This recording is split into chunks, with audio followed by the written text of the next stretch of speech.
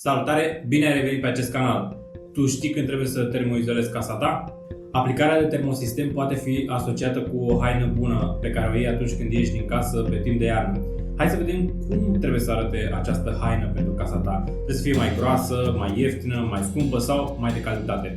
Fie că vorbim de un proiect de casă nouă, fie că vorbim de o casă pe care o ai deja sau o altă construcție existentă pe care o ai, informațiile ce vor urma în această prezentare cu siguranță vor fi utile și te vor ajuta în momentul în care te vei gândi să termoizolezi construcția sau locuința ta. De aceea îți recomand să urmărești această prezentare și să îți notezi tot ceea ce ai nevoie și consider că îți este de ajutor atunci când vrei să faci un astfel de proiect. Urmărește această prezentare pentru că îți voi prezenta două soluții cu două materiale într-un sistem comparativ și sunt două dintre cele mai folosite materiale. Dacă urmărești această prezentare, vei afla pe parcurs informațiile de care ai nevoie. Pe parcursul acestui material vei afla când să folosești polistirenul sau vata minerală și cum poți să faci o economie în investiția ta și când și ce compromisuri sunt necesare sau dacă sunt aceste compromisuri necesare în investiția pe care o faci pentru locuința ta sau construcția ta. Nu înainte de a începe, am să-ți readuc aminte să apeși butonul de subscribe pentru a deveni abonat al acestui canal. Acest buton te va integra în comunitatea acestui canal și dacă apeși și clopoțelul, vei fi de îndată notificat atunci când voi încărca materiale noi. Nu uita că sunt prezent cu acest conținut și pe celelalte platforme sociale precum Facebook, Instagram și LinkedIn. Găsești link-urile jos în descriere și vino și acolo pentru că vei afla informații utile și de acolo care vor fi postate zilnic. Polistirenul este un material polimeric obținut la scară industrială. Acesta este slab transparent, amorf sau parțial cristalin, este termic prelucrabil, adică poate lua diferite forme prin proceduri termoplastice și nu este un conductor electric. Este fabricat din monomer stirol, o hidrocarbură mai simplă, lichidă, obținută din petrol. Polistirenul este unul dintre cele mai răspândite tipuri de masă plastică, cu un consum semnificativ de miliarde de kilograme pe an. Producția sa a început în anul 1930 și a beneficiat de o dezvoltare și o atenție sporită după cel de-al doilea război mondial. Studiul, cercetarea și descoperirea polistirenului datează încă dinainte de 1930, însă acestea au devenit dezvoltate la scară industrială după cel de-al doilea război mondial. Însă nu suntem aici pentru partea de istorie a polistirenului, însă dacă ești interesat de istoria polistirenului, vei găsi în descriere link către materialul de unde poți afla de unde provine polistirenul și care este linia sa de producție chimică. Câteva caracteristici principale ale polistirenului.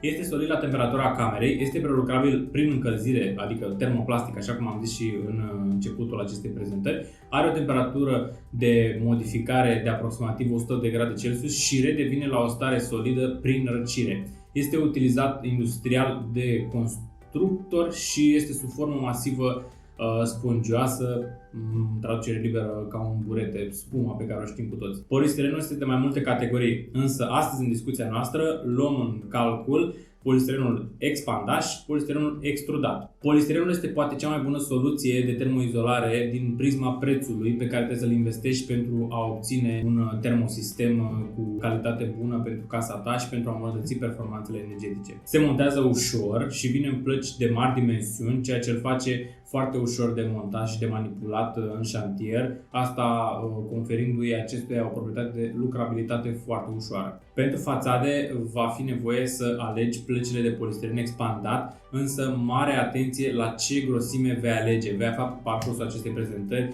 cum poți să identifici și să stabilești grosimea plăcilor de polistiren pe care o vei instala pentru locuința ta. Discută cu arhitectul tău și dacă ai posibilitatea, în cazul unei construcții deja existente, poți să faci un audit energetic. Realizarea unui audit energetic îți va conferi la final de raport câteva soluții cu ce anume ar trebui să faci, ce îmbunătățiri ar trebui să aduci construcției tale pentru a ridica performanțele energetice. Un alt aspect la care îți recomand să fii atent când alegi polistirenul, chiar dacă poate costă puțin mai mult, ar fi să alegi polistirenul ignifugat. Nu cred că ai vrea să te gândești la un incendiu care să iasă din casa ta, din interior spre exterior și acesta să fie întreținut și alimentat de către polistirenul pe care tu l-ai montat pe fațadă pentru a crește performanțele energetice ale casei tale. Eu îți recomand, dacă vei alege un termosistem pe bază de polistiren, să alegi polistirenul expandat grafitat. Are o performanță mai bună și este mai bun decât polistirenul expandat simplu. Modul de aplicare este unul cât se poate de simplificat și dacă ai niște minime abilități de meșter și poate ai și un sprijin, un mic ajutor, poți să faci chiar tu asta câteva zile, un weekend, poți să aplici pe fațada ta la o casă de aproximativ 100 de metri pătrați, poți să aplici singur termosistemul de tip polistiren expandat, cu un pic de ajutor, chiar și în 2-3 zile, să zicem așa, poți să o faci fără probleme. Acum, totul depinde și de viteza ta, cum te miști, dacă ai toată energia necesară, dacă ai ajutoare.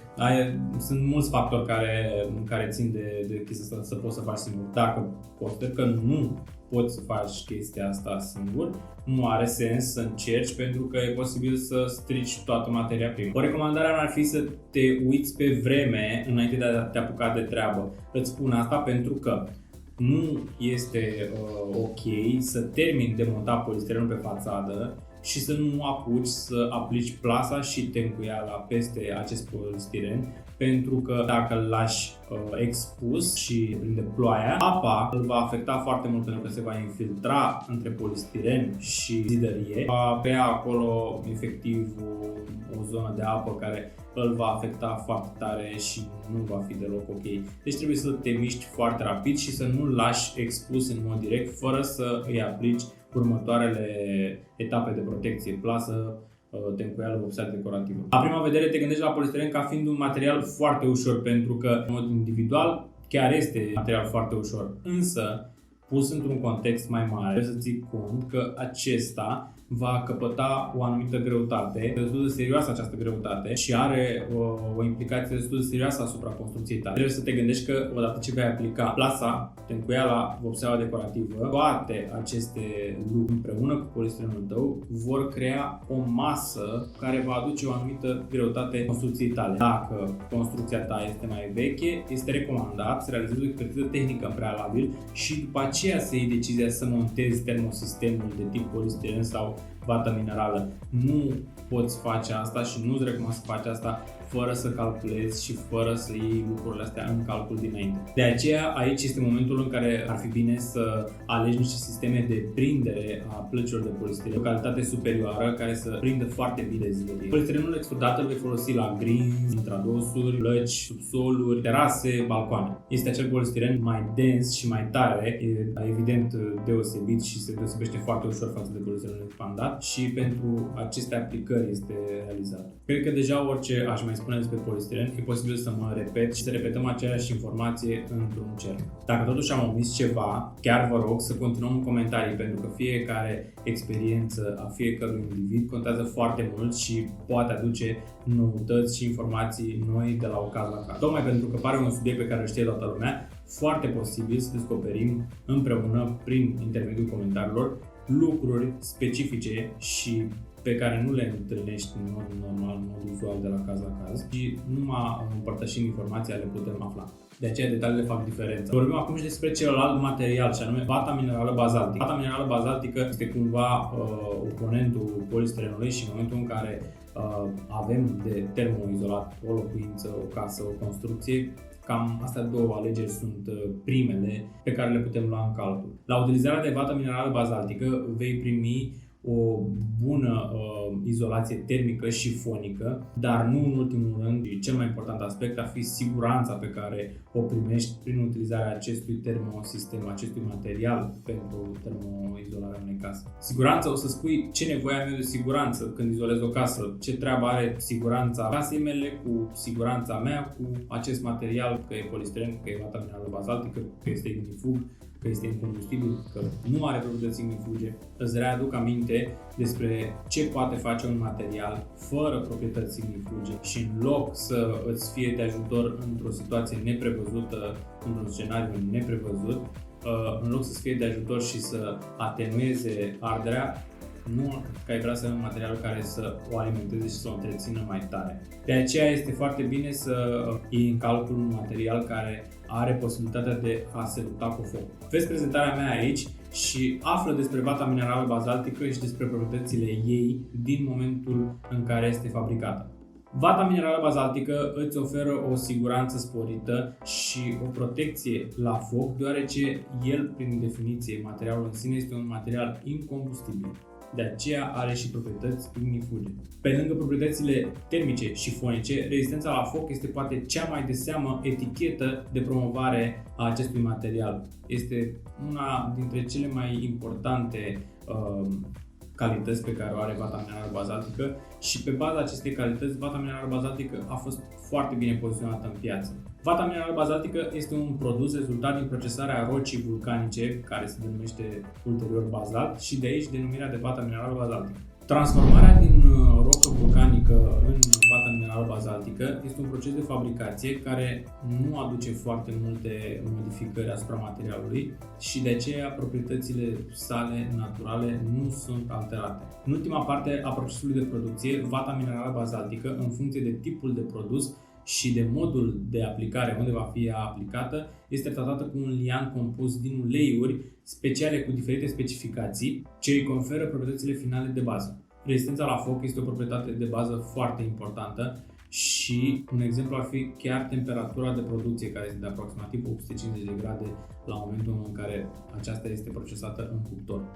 Este considerat un material eco sau verde, deoarece într-o situație precum utilizarea de termosistem cu vata minerală bazaltică la o construcție pe care o putem desfința, putem reutiliza acest material și în alte scopuri după ce această construcție nu mai este în picioare. De aceea, aceasta poate fi reciclată în diferite forme, bineînțeles.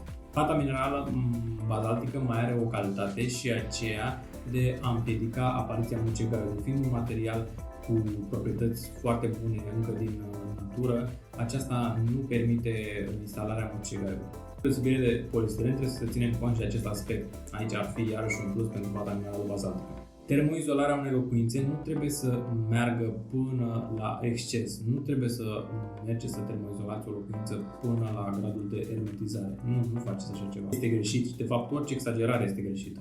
Scopul pentru care termoizolezi este acela de a opri pierderile de energie termică, de a calma punțile termice și de a încetini procesul de transfer termic. Am spus încetinire. Ce înseamnă asta? Înseamnă că trebuie să ne gândim foarte mult și la peretele care are nevoie să respire. Da, peretele respiră.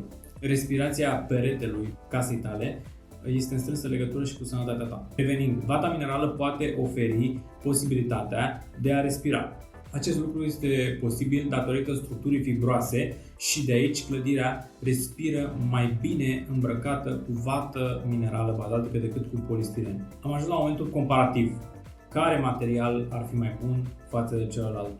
Un costum de lână poros, fibros, dar în același timp și cu proprietăți termice versus un costum din latex. Imaginea cred că poate fi destul de simplă și putem să ne imaginăm cum ar reacționa un corp, oricare ar fi el, la o oră petrecută într-un costum versus celălalt costum. Desigur, exemplul meu poate că este o exagerare, dar este o exagerare cu un stil plastic pentru a vă imagina o comparație care este reală și funcționează și pentru o construcție. În consecință, pentru polistiren avem și câteva elemente pro. Este ieftin, ușor de montat, are o lucrabilitate foarte ușoară, rapid de procurat, îl găsești oriunde. Argumentele contra pentru utilizarea de polistiren. Cel din gama de buget nu are proprietăți ignifuge și de aici este o problemă, pentru că acel polistiren care nu are calități ignifuge are chiar niște proprietăți foarte ridicate de combustie și sunt nu puține cazurile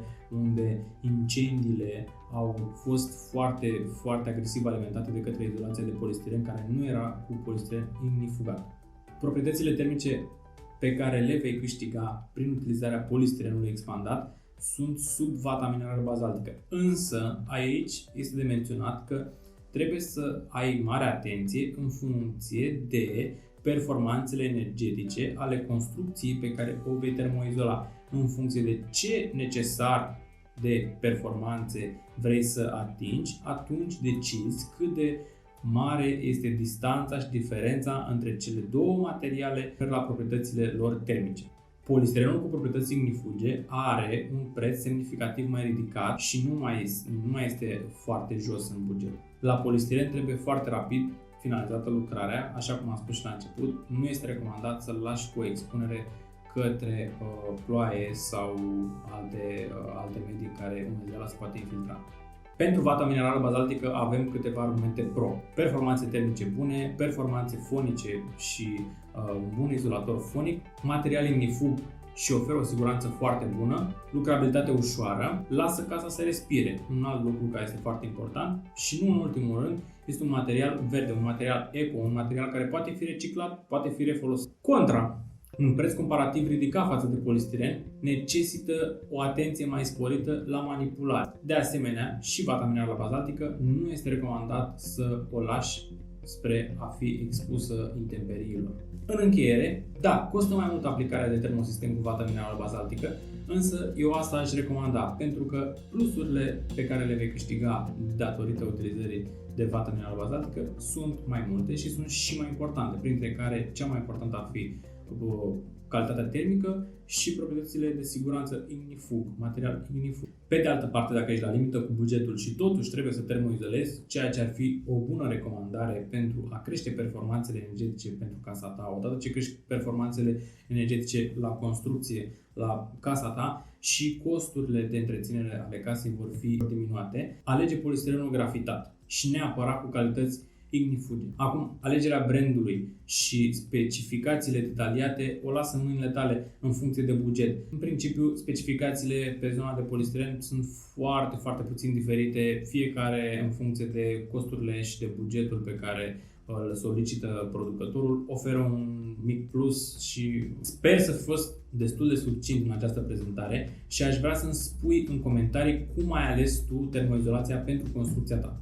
Un alt aspect pe care îl poți împărtăși cu ceilalți vizitatori ar fi să ne spui cum ai făcut această aplicare de termoizolație, cum ai ales, cum ai executat această lucrare, efectiv să ne povestești cum ai făcut treaba asta. Ai apelat la o echipă specializată? Este foarte important pentru că vor afla și ceilalți ce au de făcut pentru a-și face un plan bine stabilit încă dinainte. În altă ordine de idei, am să revin acum către tine pentru a transmite un mesaj de mulțumire că ai stat până la final și ai vizionat acest material. Dacă nu te-ai abonat și te-am convins că merită să fii abonat, apasă butonul de subscribe. De asemenea, fă o vizită și pe Facebook sau pe Instagram. Postăm aproape zilnic idei și materiale din acest domeniu. Și este încă un mediu, încă o platformă de interacțiune unde putem comunica zilnic.